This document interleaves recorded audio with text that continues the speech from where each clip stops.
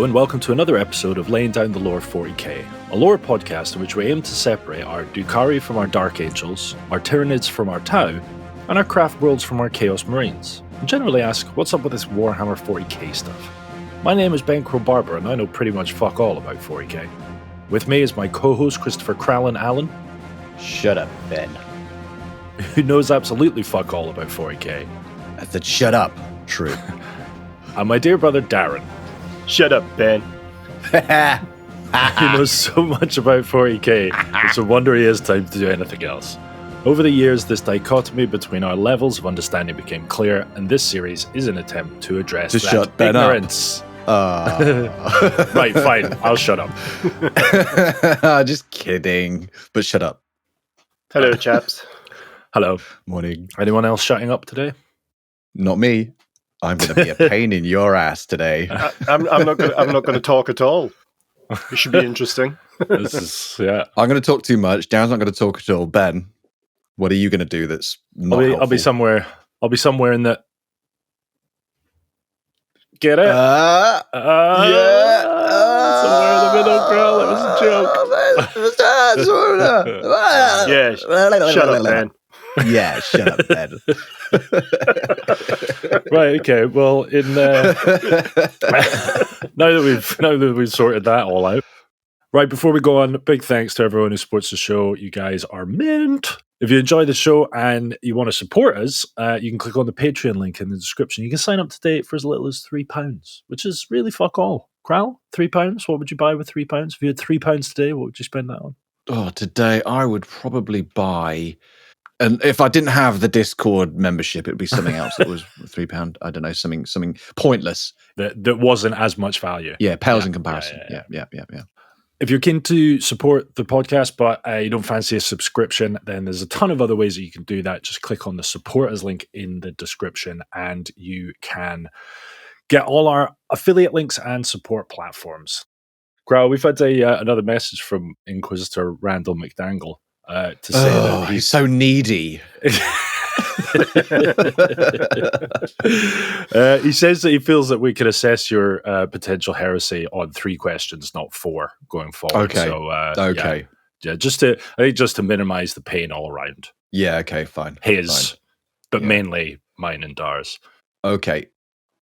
In light of that, Citizen of the Imperium, it's time for frontal lobotomy or bottle in front of me. Hey! I mean, I would struggle to say that in my native English tongue, so bravo. Can I just ask, we've made sure we're compliant with child labor laws, right? Absolutely. Wait, I thought you did. No, I can't type in anything to do with kids in the internet. I'll end up on a register. No thanks. Darren, absolutely the secret no thanks. is not to have a contract at all. That's your gotcha. Well, we haven't got a contract. You're volunteering. All right. Again, now that we've sorted all of that, we can move forward. Kral, question number 1. Well, firstly, do you remember what we covered last episode? Is that the first question? Not really. What was covered 2 days ago? It was the last. Oh yeah, it was the last dip into. Hold on, we're on 40k, not Tau, not the old world. Jesus Christ. The Eldari, the Eldari. No, I'm getting confused because of how we're because you're Kral schedules and you're a knobhead. That's right. And shut up, Ben. So Eldari, Cabals, and shut up, Ben. More Cabals. No, that was the Drukhari. Drukhari. Ben, shut up. Do you want a clue? Yeah. Margot Robbie. The Harlequins, the jesters, the space jesters. The Harlequins kiss, the Harlequins embrace, the dance that never ends, or something. See, it's mad, isn't it? It's like playing. Right, sorry, you've just given us a shitload of answers with no questions. So let's. Okay, let's this is Jeopardy, right? We're playing Jeopardy. Okay. Yeah. What is a Harlequin? What? So, question 1: what is the name of the repository of all Eldari knowledge that's guarded? The Black by Harlequin? Librairie, Oh, Le Black crap. Bibliothèque, Le Bibliothèque Noire. It sounds so much better in French. Ooh la la. Okay, question number 2: what is the title of a Harlequin leader? It's not a solitaire, is it? It's not a solitaire. No, but that was. I guess That's the no. answer. They're not leaders, are they? They're completely not leaders, no, solo. no. Yeah. Yeah. Solo solitaires. Do you remember what just the a name. group of Harlequins is called? A troop. Yeah. Yeah. So what's the leader called? The ringmaster. The troop leader, then. The troop Yeah. leader. Hang on. Chris, push those two answers together. Okay. Leader of the troop. And try again. Less stupidly. Okay. Troop leader. Troop captain. No, ringmaster, troop Ringmaster. leader. Squish them together. Troop ring leader. Is the troop master. We're going to give it to him because he got Troop close ringer. enough. Right. Final question. Also, isn't Ringmaster what your title is on those dating sites, Ben? Yes, it is. Yeah. But not on the dating sites that I admit to anybody. Name one of the pieces of equipment used by Harlequins. Harlequin's kiss. Well done. Bonus point if you can name the other two that were discussed. I know Harlequin's there's more. embrace Yeah. and the Harlequin's caress. Oh, he's nailed it. Jesus. Yeah. May I just say, Chris? Shut up, Ben. May I just think so. Kral, you got over 100% there. Which do you is feel about it? crazy, given that there were 3 questions and you answered them all correctly. I got 11 out of 3. The third question was just name one piece, and then we gave him bonus points for naming the other two. And he nailed Oh, that. I didn't get that. Yeah. So I'm going to give you 150% there, Kral. No, mate. You do generous. Thank you. What can you ask? You can't really ask for more on a Sunday morning. I mean, a day of the week, whenever we're recording this. Cover ourselves in mystery. This is our church, basically. Yeah. Dar, you were on time for the recording this morning. Shut up, Ben. I wonder what this episode's going to be called. Yeah, after missing a record by about an hour. And then turning up an hour early for the following one. Yeah. If only I bothered to read the calendar. Me too. This was a surprise as well. I was like, I'm going to have a day off. And then Ben was like, no, you're not. And I was you were like, shut up, Ben. Yeah, you were like, nah, shut up, Ben. Right, Kral, do you fancy taking... I don't think either of us know where we're going with this episode. Do you want to take a bet on what the next topic is? Okay, let me give you a hint before we start. In the Necromunda episode, dude, we touched on them a little bit. And so we're going to be penetrating their lore a bit more today. Kral, go. What do you think it is? In Necromunda, not the Necrons. Jesus, we speak about everyone all the time. The Chaos Space Marines. I don't fucking know. Shut up, Ben. Right, Mr. Ben, go.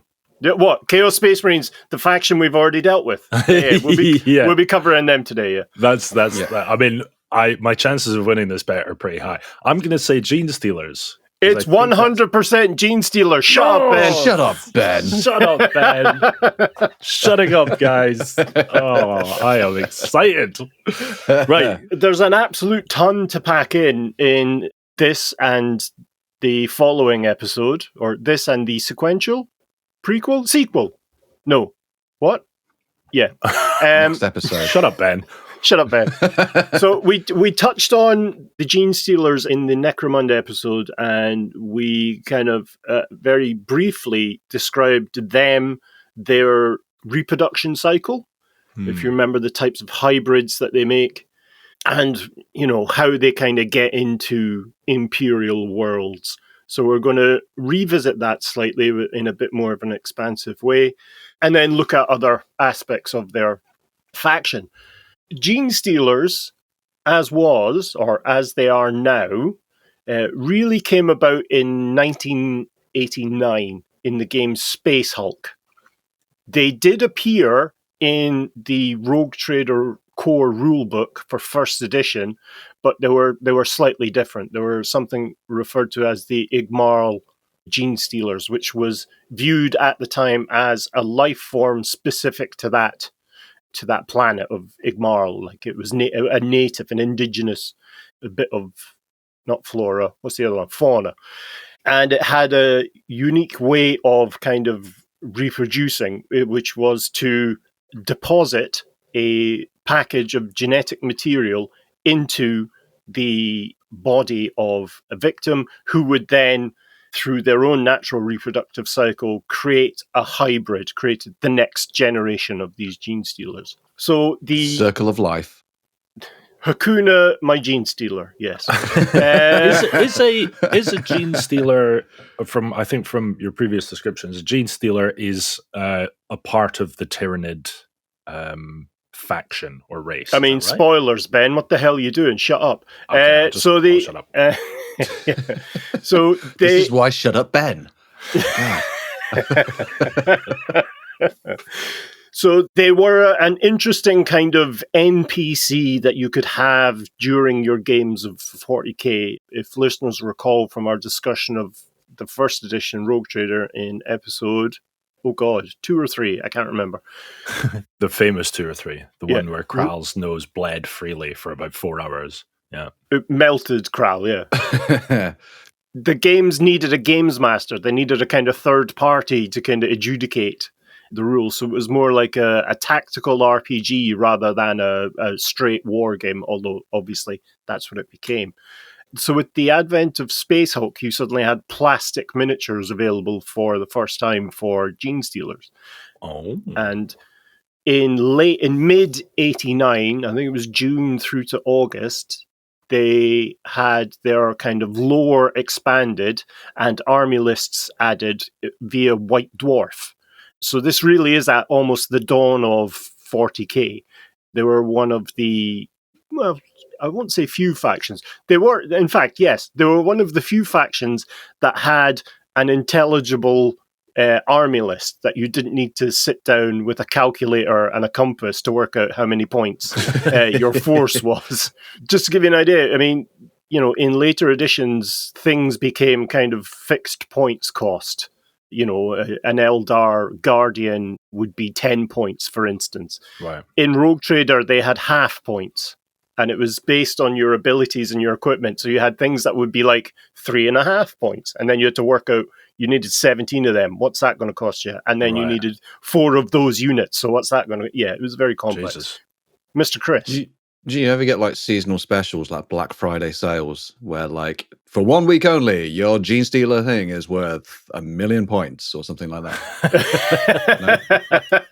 Just to make it more complicated. Yeah, exactly. I don't think for seasonal specials, you did have kind of specialized lists for campaigns, but those only kind of came around in 3rd edition when they kind of tidied up the lunacy of the first 2 editions. Also, you do realize that the points thing is about how many you can field on a table, not some sort of credit exchange with Games Workshop for buying them. Like, they're not Warhammer credits. Yeah, no. I was like, I can see where his brain's going with this, and it's okay. This isn't Blade Runner, mate. We're not in the year 2050. And so they existed for another, the first 2 or 3 years of their lives as a faction, as a separate thing. These Genestealers were monsters from mystery, and they were able to create cults and covens and other things. And it was only until the advent of the game Advanced Space Crusade, in 1990, where it was explicitly stated that Genestealers were not native to the planet Igmarl. They were, in fact, the vanguard of the Tyranid hive fleets. Cool. And so the Tyranids, as we touched on in previous episodes, are biological hoovers, but like really angry, spiky biological hoovers that will eat all the biomass on a planet, have it dissolved, and use it to create other Tyranid fleets and ships and monsters. They eat the whole cow. They use the whole cow. They use the whole cow. And I'm going to scratch the name off the front of my Henry Hoover and replace it with Tyranid and just say it with a flatmate. Stick a couple of shitty papier-mâché horns on it and like, ta-da! Yeah. Don't get near it. It'll put a DNA packet in you. Well, again, dating websites, Ben. Yes, so it then, at that point, the Genestealers and the Genestealer cults were folded into the Tyranid, kind of the umbrella of the Tyranid faction. And in fact, Genestealers were only available then as squads for Tyranid forces until the 8th edition of 40k. So they went through from I'd say easily from 3rd edition through to 3rd to 7th, there was no Genestealer cults army, like an official one. They did exist in the lore, but they weren't a playable faction again until the 8th. Oh, okay. And this is where their lore was vastly expanded, and this is the material that we'll cover in these 2 episodes. So, Genestealers, what do they look like, Darren? Well, it's a great question. Shut up, Ben. They look like, if you can imagine, a blue and purple version of the Alien from the Alien franchise. Yep. But instead of having a elongated head, they have like a pear-shaped head with the fat bit at the back, because otherwise that would look weird. And they have 4 arms instead of 2. So if you look at their carapace, their kind of hardened armor sections, that's blue, and the softer flesh is purple. Ew. Okay. Like a bruised genitalia. Let me, for the first time this episode, say, shut up, Chris. Dear. So these bruised genitalia hang out in the various bunches. They hang out in bunches, like a group of angry genitalia-shaped hemorrhoids. No? Too far. Too far. Does that mean that the collective noun for Genestealers is a scrotum? No, it's a dangle.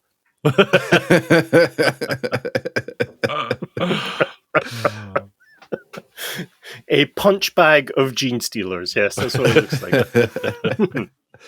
Anyway, so Genestealers really now manifest in 2 forms. The first being as the kind of shock troops of the Tyranid hive fleets. And that's the vast majority of Genestealers operate as that, like just kind of fanatic war beasts. Swarm you. They'll swarm the shit out of you. Absolutely. Mm. How big are they? They're slightly bigger than a Space Marine Terminator, but they're kind of hunched over. Right. Okay. So they appear smaller than they are, yeah. So they're quite big. I thought they were kind of like little small minion things, and their strength was in numbers rather than their size, but both apparently they are quite big. They're quite a unit. There are, in fact, you'll be delighted to hear, Chris, there are such things as Genestealer familiars who are minion-sized, tiny manifestations of the Patriarch, who's, we'll cover them shortly.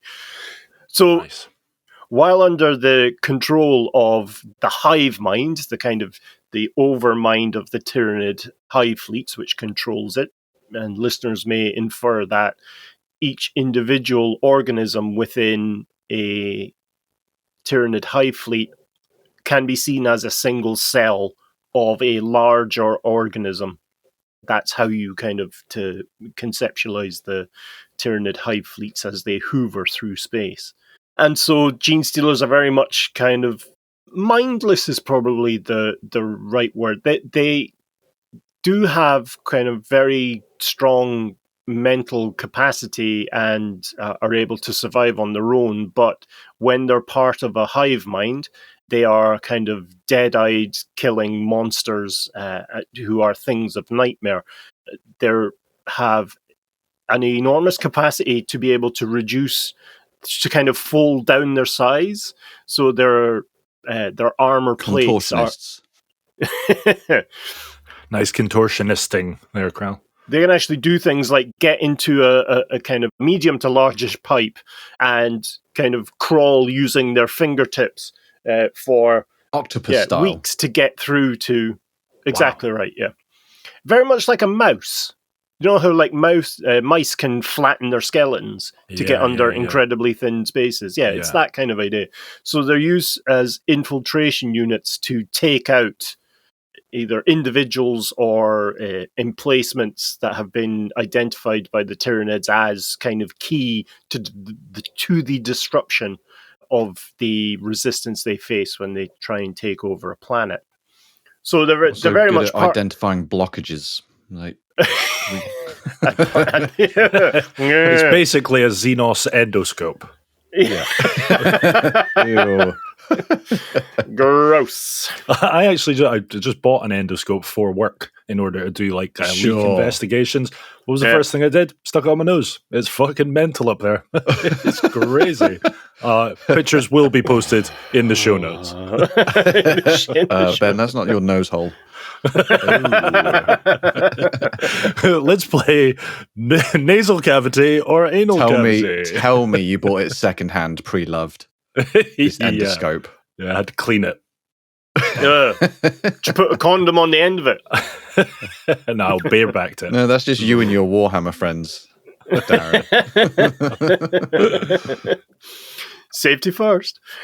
So very much team players within the Tyranid hive mind, and eventually their life cycle goes the same way as all Tyranid beasts do, which is they complete their missions, they're either killed, or eventually, once the planet is conquered, they walk into the digesting vats that are created in the kind of landscape, and they're dissolved back into raw biomass, which is then hoovered up by the Tyranid hive fleets again.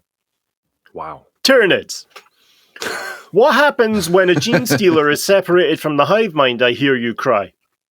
Was that becomes self-aware? Mind you cry. What is it like to love? I can just see like a butterfly lands on one of the Tyranid's talon or one of the Genestealer's claws, and it just stuffs it in its mouth. When a Genestealer is separated from the hive mind, its kind of secondary characteristics kick in. It becomes, a mission to A, survive, and B, propagate its kind of genetic material as much as possible so as to disrupt the civilization it finds itself within. And this is the dawn of what will become a Genestealer cult. So a single Genestealer can, within a handful of generations, maybe perhaps somewhere between 5 to 7 generations, completely take over a planet. And that's done through a non-consensual reproduction. Yes. So, wow. Got it. Wink. Yeah, sure. Wink, wink. So what it does is the Genestealer will keep it humanocentric for the moment. They'll grab a person, the first person they see, and they'll inject some genetic material into its body through what's called an ovipositored, which is a hardened tongue. So again, it's a callback to the Alien movies, if you remember. That has a secondary mouth that shoots out and can kill people.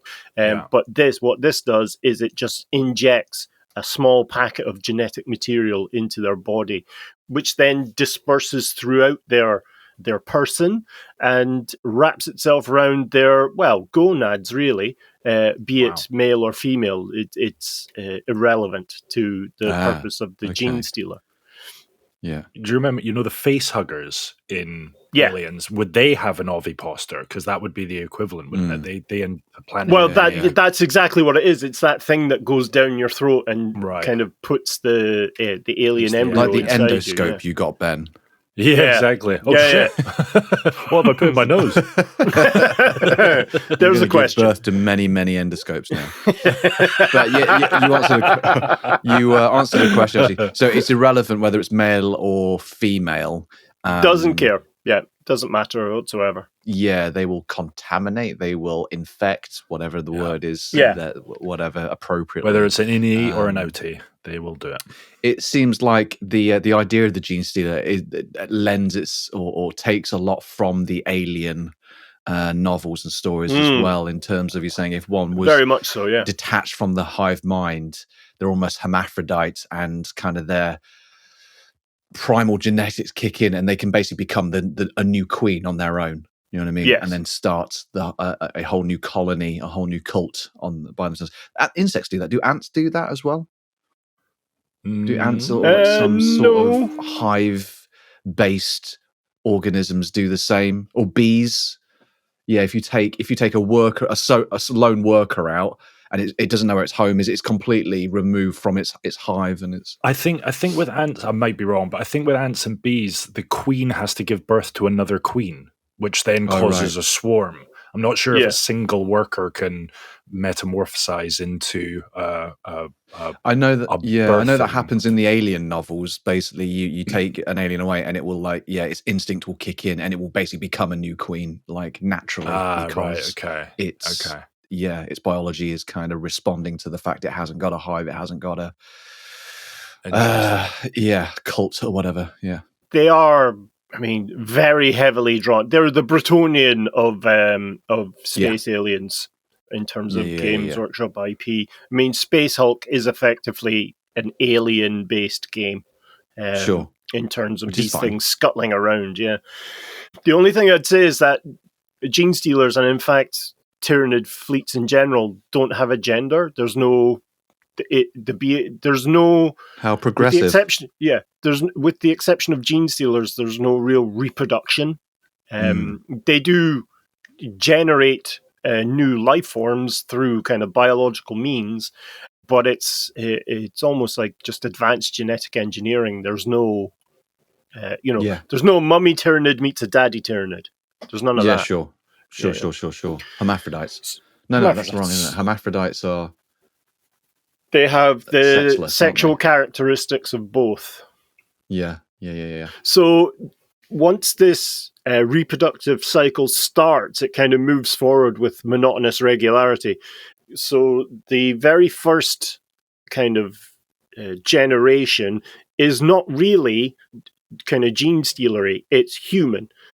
The first kind of cohort, let's say, rather than generation, the first cohort of a Genestealer cult are referred to as the Contagi, the contagious, the infected, effectively. Right.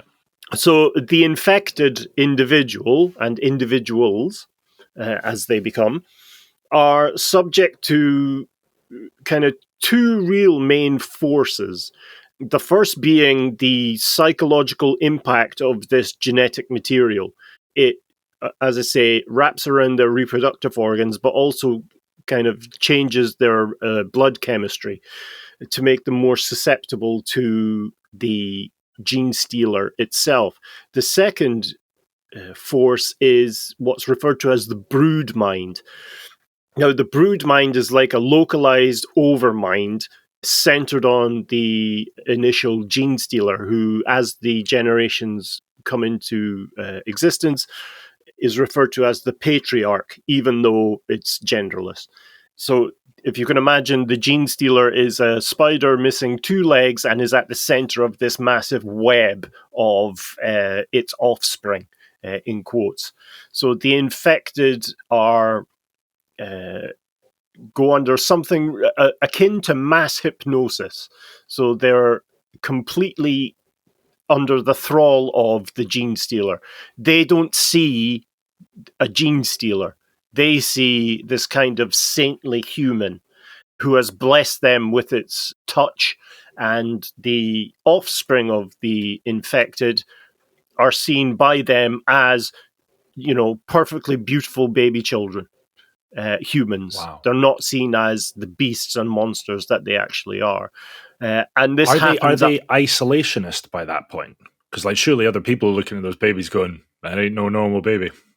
Well, this is at the very start, and they, in general, the Genestealer cults kind of flee to the bottom, both physically and socially, of any planet that they're on. Okay. So the infected gives birth to the first generation, and these are real abominations, as it were. They look more Genestealer than human, so they'll have the kind of same forearms. They'll be bipedal, but one of the arms will be more human than another, and maybe the legs will be more human, or they'll have one of each and be kind of twisted. But there ain't no mistaking. It's a janky baby. For an outsider, yes. Yeah. If you're inside the cult, it's held up as form only a mother/father could love. Yes, exactly right. Oh, so once a Genestealer infects, deposits its junk into its host, does the host is the host then pregnant? Does the host then need to get pregnant or with child as normal? Yes. So it is basically the Genestealer will just prepare it biologically. Exactly right. Give birth to a Genestealer. But let's say Ben gets infected. Ben still has to do with someone who's willing. In order to do that. Yeah, got it. Yeah, okay. And that's the Good luck, Ben. trouble. Ben, Genestealers, you should try it one day. But then if I'm the one that's been infected and then I do with someone else, does that other person then, when they have the Genestealer first gen, do they still think, have they been affected by the same DNA packet then? Are they then looking at that child going, that is a handsome, completely normally formed human baby? They then forearms. Yes, the other person in that relationship with the infected, it falls completely under the kind of brood mind. And so they are completely brainwashed, for want of a better term. What if the person that's infected do they know that the sexual preference of that person? Because obviously the plan kind of falls down if that person's gay. Well, it doesn't really work like that. Gay Genestealers. And the lore doesn't really dive down into that kind of level of sexual politics. We're poking holes, guys. That's what we do. Well, that's what the Genestealers do as well, yeah. But that way, it would stop obviously there would be no... I think, it's not explicitly said, but I suspect a biological urge overrides every preference that an individual might have. Okay. It is a complete devaluing of the individual to turn them into just baby-making machines. Right. So yes, you might flag it if you've got a gay friend, Ben, and most of his life he's been into dudes, which is fine, that's cool. But then one day he's like, "Oh, I really want to have sex with a woman," and you're like, "Have you been Genestealed?" Steel gene. I don't know what the verb is for being gene stolen. I don't know what a verb is, but it sounds like gene stole is the one. Gene stole.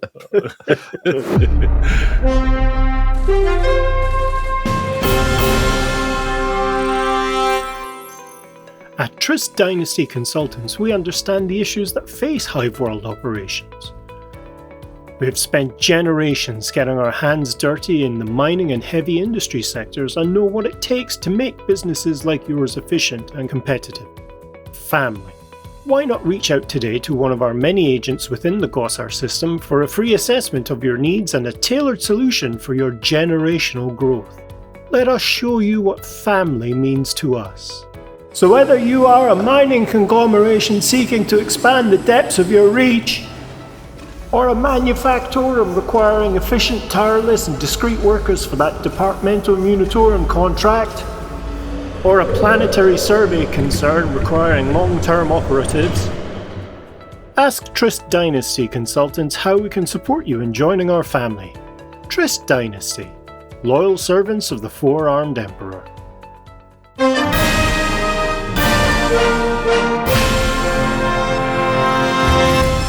So that first generation, as I say, is more Genestealer than human. They then, using this broodmind mass hypnosis, mate with another section of humanity and create the second generation. And again, more Genestealer than human, but less corrupted than the first generation. And then that ironing out the kinks, generation by generation. Yeah. And then that generation, the hybrids, mates with another section of humanity and creates a third generation, which now is more human than Genestealer. And then the fourth generation becomes almost true human. You'd have to kind of get up close and personal to be able to tell. And by that stage, you're probably under hypnosis or attacked anyway. What would be noticeable about that final gen? That final generation, you would notice that they have a very kind of pale purplish tinge to their skin, which you could probably only really see under a certain light, but they would have very kind of narrow, gentle forehead ridges kind of in between no bigger than the space between their eyebrows up to their hairline. And you'll see a lot of hybrids of that generation wear like headscarves and stuff because they're all completely hairless. They're completely bald. Okay. Mr. Chris. Couple of questions. First of all, so you've got your fully fledged Genestealer that does the initial infection to a person. And then from there, you've got 4 defined generations, if you like, of Genestealer offspring from that point. At any point of those 4 generations, do those kind of intermediary 4 generations, if you like, do they have a purpose or a role in any society at all? Do they serve a purpose? It's a fantastic question, and it's one that will take the rest of this episode and the next episode to answer. The answer is yes. Short answer is yes. Yeah. But it will drill down into specifics. Sure. Okay. Go ahead. Go on. No, go on. Your turn. Your move. No, I was just going to say there is a 5th generation. So the 4th generation then, these, effectively all close to being human as not, when they have children, the child that's born then is a pure strain Genestealer, very much like the horrific monster that started this whole thing. And then you'll find that, and then that process can start again. But much like, Ben, you made an analogy with ants and queens and stuff, once there's a kind of significant amount of 5th generation of the pure strain Genestealers walking around, they'll start to go on a kind of diaspora and will try and infect other planets or other ships or other things that are within a star system or 2. And so you find that a Genestealer cult will eventually have millions of members spread across huge sectors of space. And you'll find that they internally come to be at odds with each other every now and then.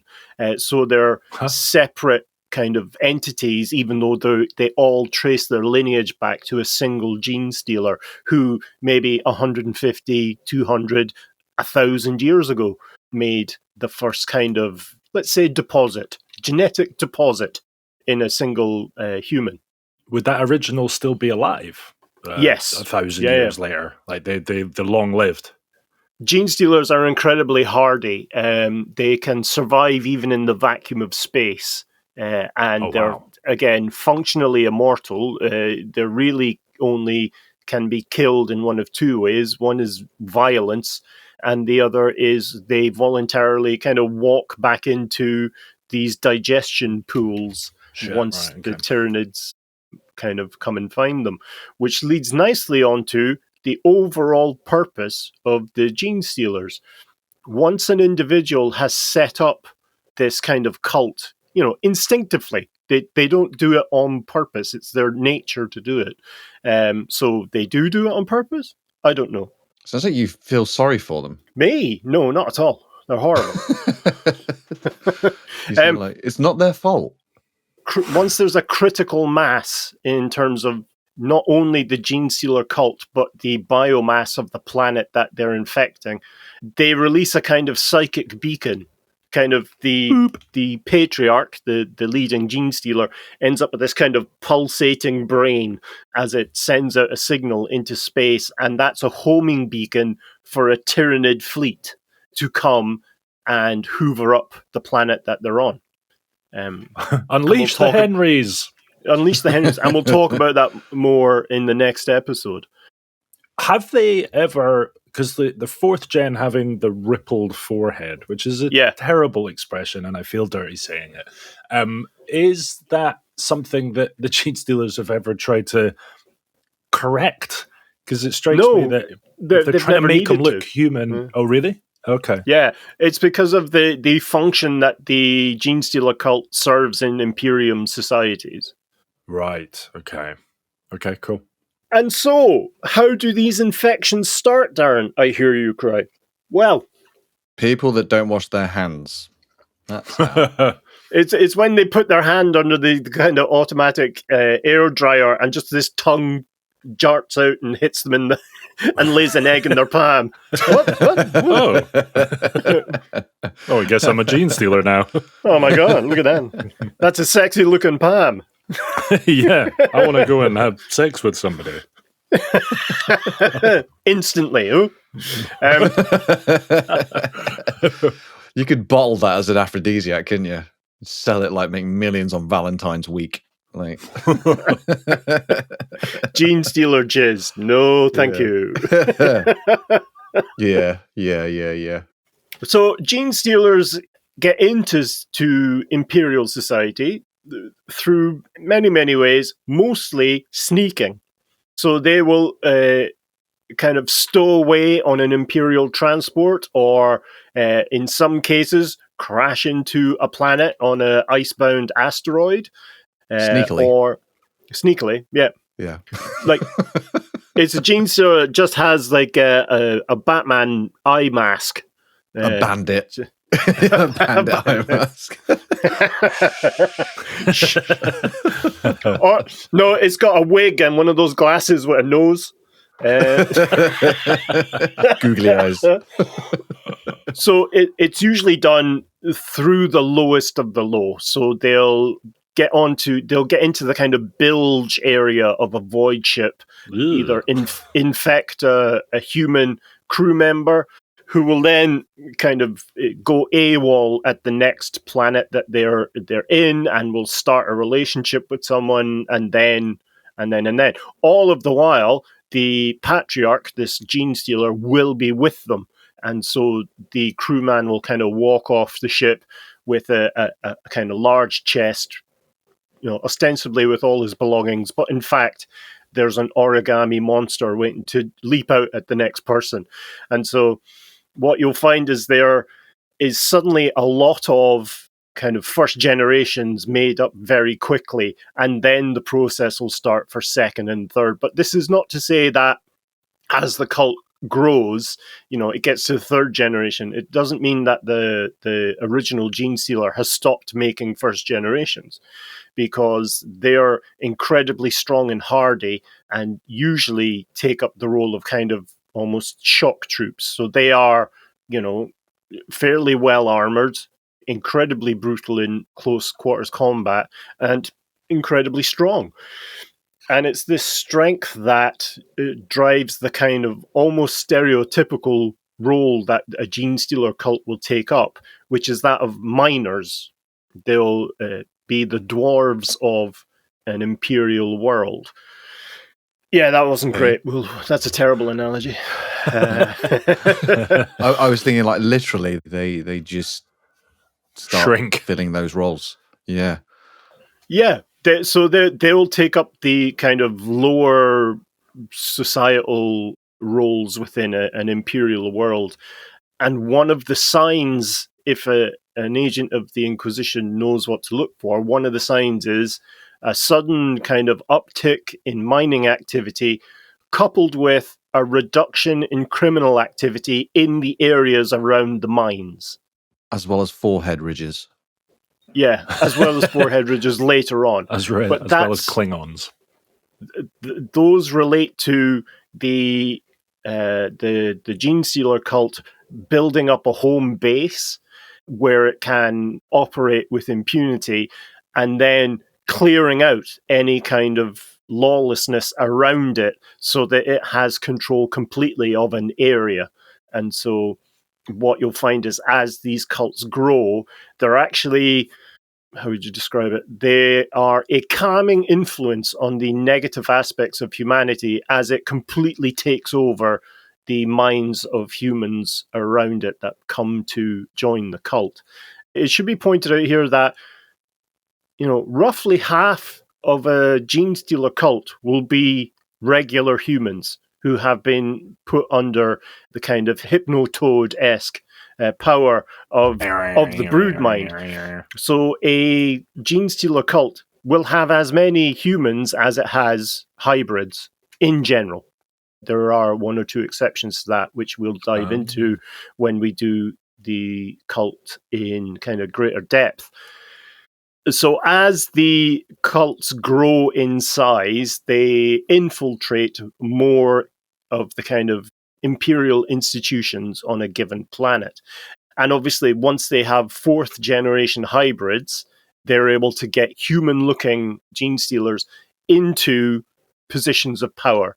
And what you'll find then is, depending on the planet they land on, the type of planet, they have a greater chance of total control from an earlier start. For instance, on Imperial Hive worlds, they take over the kind of underhive area. And that's where we came to talk about them on Necromunda. They'll slowly grow and grow. And while maintaining this kind of veneer of being a hard-working aspect of the Imperial citizens, they'll take over law enforcement, and they'll take over as they grow, they'll take over access to more and more resources, including, as I say, law enforcement, the military, sometimes even the religious aspects of the Imperium on a given planet. And their ultimate goal, obviously, then would be to somehow compromise the Imperial governor of a given world, and thus then they will have total control over the planet. Mr. Ben. Are they opportunist in that process, or is it tactical? Is it planned? And kind of the additional question there is, how intelligent then is the original Genestealer, or the kind of overall hive mind? Like, that was exactly my question. There you go. Are they instinctual? Do they know what they're doing? Do they know, like, tactically, let's not go for politics, let's go for religion this time? Or is it just pure broodmind instinct? Just whatever happens. What you find is that from the original Genestealer through to the second generation, it's more instinctual. Right. But they do have some idea that a survival instinct, really, more than anything else. But it's situationally aware. So if they're on say, for instance, an industrial world, they'll know that the Adeptus Mechanicus is the head honcho, so they need to kind of steer away from there in the first, until they get the third and fourth generation up, and then they can start to infiltrate the organizations more effectively. And indeed, that you can replicate that across various of or many of the types of world within the Imperium. Wow. The Hive world, obviously, is the most stereotypical view of an Imperial world. But then you're looking at things like on feudal worlds or pre-industrial worlds, religion plays a bigger role in the day-to-day life than industry. So they'll start a two-pronged attack. And it's really only once you get to the kind of third and fourth generations is where they go from a kind of opportunistic survival to a flexible tactical plan to take over the institutions and people of a given planet. So it's really that fourth generation is a key to being able to get in there. Generate a detailed plan that takes into account all of the institutions and indeed the characteristics and personalities of the people that lead those institutions, and then work into that. That does not mean they're not opportunistic. They will leap on. They're a very reactive. So tactically reactive, perhaps, is the best way to describe them. Ben?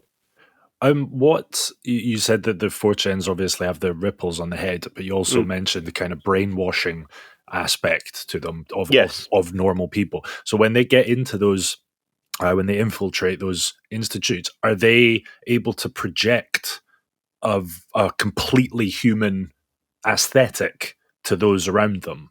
It's one of the kind of benefits of the hive, of the brood mind, that they can sort of project an aspect of humanity. But you've got to keep in mind that on many of these worlds, the kind of the heavily industrialized and the hive worlds, which again make up a lot of the areas where these Genestealer cults dwell, mutation exists. So they can kind of be excused away as a kind of a human mutant. And indeed, in worlds where you've got a lot of abhumans, either the ratlings, the ogrins, or indeed what became the Votan, you can kind of explain it away. They give themselves the best opportunity to be given the benefit of the doubt. Right. But is that when inquisitors are like, we're starting to notice a quite high number of people with the same mutation. They look like Star Trek Klingons, and as soon as they're appeared, everything goes to shit. Like there seems to be a direct correlation between the increase in Klingons and then an entire planet being Henry Hoovered. Perhaps, yes, but that's really only within the last kind of 50 to 100 years of the Imperium.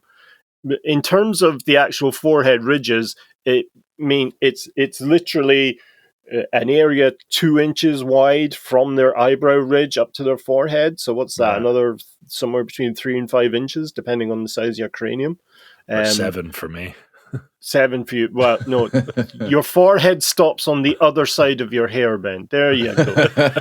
Jesus, H-tap. That's still about 7 inches, pal. So the kind of two kind of beneficial powers for the Genestealers, for their brood mind, is the mass hypnosis. So that's the one where they can take control of a crowd, and indeed another one is mind control, where they can take control of an individual. So the mind control is far more powerful in terms of being able to totally dominate an individual, whereas the mass hypnosis really kind of plays on existing prejudices. And it's this prejudice that really is the kind of one of the main driving forces of the Genestealer cult, because the hybrids from first through to fourth, they don't know that they're part of the Tyranids. They think they are a close but separate aspect of humanity that is now being persecuted by the Imperium. So they view themselves very much as the victims on a kind of planet scale. So that's why they're so insular. They're trying to protect themselves, but also share the kind of blessings of their kind of patriarch. Cool. Who is seen as this kind of aspect of the Star Children, which is the euphemism for Tyranids within there. So it's not until a Tyranid fleet comes within a few hundred light years of a given planet that the kind of Tyranidy aspect of Genestealer cults are triggered, and we'll talk about that next episode. In terms of the kind of knowledge that the Imperium has about them, they do know that they exist. They've been hunting them now for about 1,400, 1,500 years, and so they're a relative newcomer in terms of into the kind of understanding of the Imperium.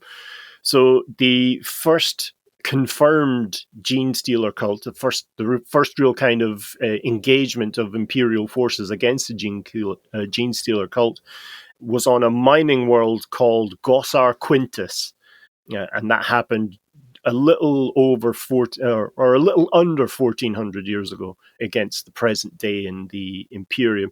That incident, in fact, was encapsulated in a game where you pit like a board game where you pit the forces of the Death Watch, if you recall. Those are the Xenos hunting Space Marines against a Genestealer cult.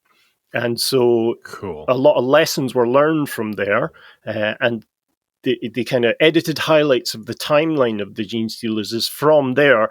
It was realized that these Genestealer cults existed in about a third of the Imperium has Genestealer cults in it to some extent.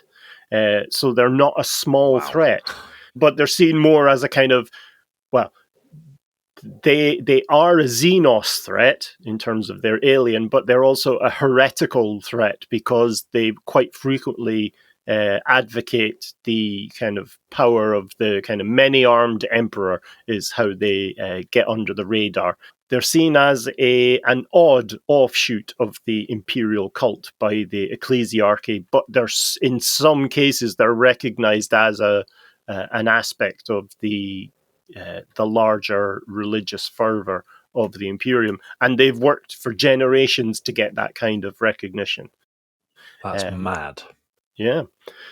So about 1,000 years after the initial contact is when the Space Hulk game is set. Right. So that's where the Blood Angels chapter of Space Marines go up against a Genestealer force that's hidden inside a large Space Hulk, hence the name. And what's listeners a Space Hulk? A Space Hulk is, right, you recall we said that warp travel is quite dangerous, so ships get lost? Yeah. In the warp, these lost ships, some of them are kind of gravitate towards each other and merge at odd angles, and they don't just kind of butt into each other, they kind of warp into each other slightly. And over thousands of years you get these massive conglomerations of many types of spaceship and asteroid and planetoid, so you get these enormous ships which would be many times the size of an imperial hive, in a kind of odd-looking shape. And more often than not, these are populated by two types of foe. The first is orcs.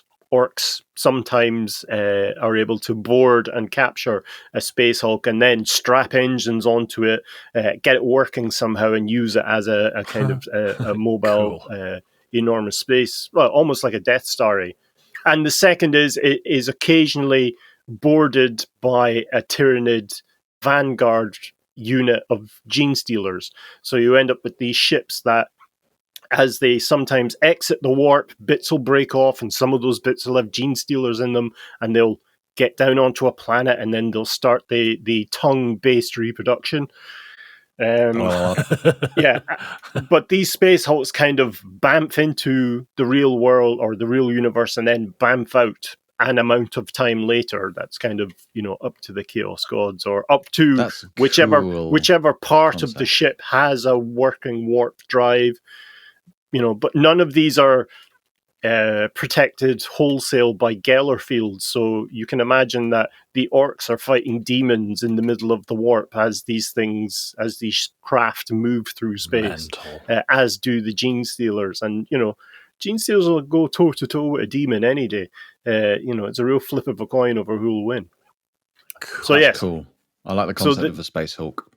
The Space Hulk that the Blood Angels fought on was referred to as the Sin of Damnation. They're always given a "isn't it a shame" for the human race style name. Yeah. The disappointment of Crown. I don't know. Damn it! You got it. In terms of the powers of the warp, in the original iteration of the Genestealers. In fact, I can be specific, in issue 116 or 116 as grown-ups say, of White Dwarf, you could have a Genestealer cult that was corrupted by chaos. And that would be the initial Genestealer would either be possessed by a demon or would, as the infection is called, when it sticks its tongue into you, that's referred to as a Genestealer's kiss. They do that to a chaos cultist, inadvertently, without planning. And so the very first kind of cadre of humans that's available to them to infect are in fact a chaos cult. And so that will then play into the development of the Genestealer cult. Mr. Chris.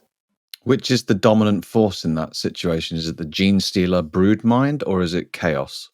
It's a great question, because the brood mind is an aspect of the Tyranid hive mind. And one of the things that a hive mind will do as a hive fleet travels through space is it completely disrupts the warp around it.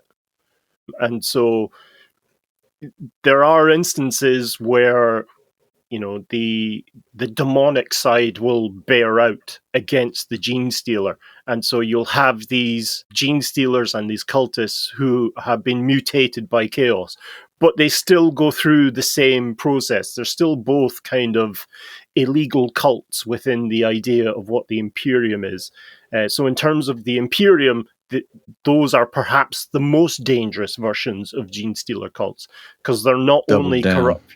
Yeah, they're not only corrupting the kind of physicality and institutions of a imperial world, but they're also, they hit the kind of trifecta of the Inquisition. Normally, it would just be the Ordo Xenos that would take care of the or Order Xenos and the Death Watch that would take care of a Genestealer cult. In a chaos-possessed Genestealer cult, especially one that has a kind of religious aspect to it as well, it would be, they'd face all three wings of the Inquisition, so Xenos, Hereticus, and Malice, and then they would also have to face the Death Watch, the Sisters of Battle, and the Grey Knights. And so, that would be a battle to see. And indeed, has it ever happened? One of the yes, as literally I'm about to say. Shut up, Ben. Yeah, Ben.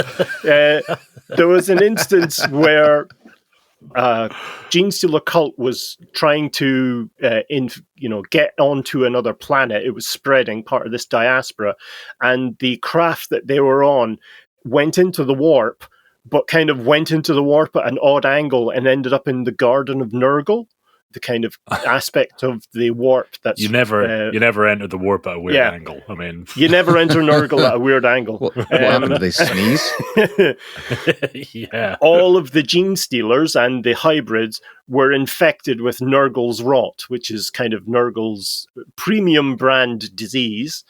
And so when Nurgle released the craft back into real space, they made it down to the world they were trying to get to, and indeed did so with the kind of demonic tapeworm of Nurgle inside them. So they not only brought genetic infection and multiplication through the but also syphilis, the various generation, but also the sniffles. So I had a really bad case of demonic sniffles as they went through. And that kind of highlights an extreme example of what can happen with the cults. But most of them are in earnest trying to spread their influence throughout the Imperium, and they view themselves wholeheartedly as a revolutionary force. None of the kind of later hybrids, certainly the third or fourth, perhaps even second and first, view themselves as anything other than humans or part of the human world or descendants of these star children. And so they view themselves... Yes, very fanatical, and we'll cover some of the aspects of their types of warfare in the next episode. But nowhere is immune from them. There is no star system that cannot be penetrated by the Genestealers, and that includes Terra. So in just before the turn of the millennium, so it's in year 999 of the 41st millennium.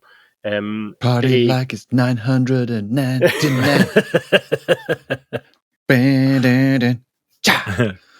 A Genestealer cult called the Worms of the Earl Tendril, the clues in the name really, were discovered to be in what is referred to as Nordafric, which is North Africa, because, names. And this was... Once this was identified, the Inquisition, who are, they have their main bases on Terra, wanted to send in, a huge force of the Ordo Xenos to cleanse them out. But the Adeptus Custodes intervened, refused to let anyone deal with it except themselves. So you had this enormous destruction as the Custodes wiped out to a being, the Genestealer cult that was on Terra. And cool. They saw a lot of kind of heretical imagery associated with the cult, and thus even refused to let researchers from the Order Xenos of the Inquisition in to kind of document what was there, to try and trace how they got there and where they came from, and are there any other kind of cults. But upon seeing the kind of horror of the cult's kind of home compound, the Custodes just wiped it from the map. Like scorched earth sort of policy. Absolute scorched earth. And really, that's the only way you can be sure with a Genestealer cult. Because if even one cult member gets away, regardless of what generation they are, they can, within a few generations, start the cult again from scratch. Were the Custodes able to pull rank there because it was Terra, or would they be able to pull rank in that sense if it was on another planet, or would the Inquisition be? I think they decided to pull rank because it was Terra, because it was the home planet of the Emperor. Right. So their job obviously is to defend the Emperor, and the best way to do that is to make Terra a fortress. Right. Genestealer cults. Love them. Fucking love them, man. They're really, really, really intriguing, and I love the story. It's a bit fucked, isn't it? Like, I mean, it kind of feels a little bit like... It's interesting, that story about the Custodes. You say they actually wiped the slate clean, because it kind of, the way you were describing it, it's like, it sounds a lot like an orc or a greenskin infestation. It's like, once you've got it, you got it. Like, there's no getting rid of it until it's fucking... Once you get herpes, you never actually get rid of herpes. Yeah, exactly. Yeah. I mean, we've all got herpes. You're always carrying that shit in you. Yeah. Yeah, so one assumes they kind of created a cordon around the central hub. Furlough. Curfew. Wiped it out completely, and then wiped out another one slightly larger just to be sure. Yeah, just to be sure. And one assumes they sent Custodes agents into the kind of surrounding areas out to however far, and then, wiped out any trace they could find. Mr. Chris. Wow. What's the single most powerful character or unit that a Genestealer has infected? Has a Custode ever been infected? Custodes don't reproduce, though, do they? No, they don't. They don't. In that case, in that sense, would a Genestealer just not be interested? Would they know that it's no point in trying to infect a Custode because they don't reproduce or / cannot reproduce? Do they have that kind of innate sense? I think it's a mixture of that, and it's too high profile. Because they need time. They need time to get that first, second, third, fourth generation going. But big helmets, quite easy to cover that whole Klingon forehead thing. Yeah. So that would be a thing to keep. They do try with Space Marines, but because of the implants and psycho training they go through, they are largely immune to the brood mind. And indeed, there's a chapter called the Scythes of the Emperor, who have a kind of special lining in their helmet that makes them completely immune to it anyway. And there's some evidence that that's Astartes wide, but it's a bit ropey on sources. I would say an imperial governor would be ideally the most powerful, because that's the one that gives them the most influence, because they need to grow. That's they need to grow, and they need to do that out of the way and with as much protection as possible. Hence why they wipe out all crime in and around their base, because then there's no reason for law enforcement to come. But they've got to be careful if they're infecting a governor. They don't want to be too obvious about it. Like, this governor's kind of just on the straight and narrow, and then suddenly he's like, right, everybody on this planet has to go into this room for an hour, no questions asked, and hold your ankles. You're not allowed to talk about it. And think of a happy place. Everyone will be like, that smells a little bit Genestealery to me. Are you? Yeah. Well, take that hat off. So that's my tale told for this episode. You've shot your Thoughts? DNA load. Yeah. Yeah, man. We are infected with genes. I really like that. I really like the story and the Genestealer stuff. Yeah. It's cool. You started off so strong there, Growl. I was like, where's it going? Yeah, it's terrifying. It's fucking terrifying. Right. Should we wrap up?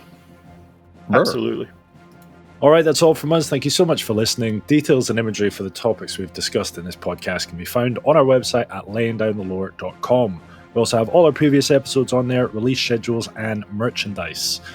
Again, if you're keen to support this show, just click on the supporters link in the description and give us all your Genestealer credits. We'll be back again soon, displaying just how much Chris wants to be ovipositored. Until then, goodbye. Shut up, Ben. Shut up, Ben.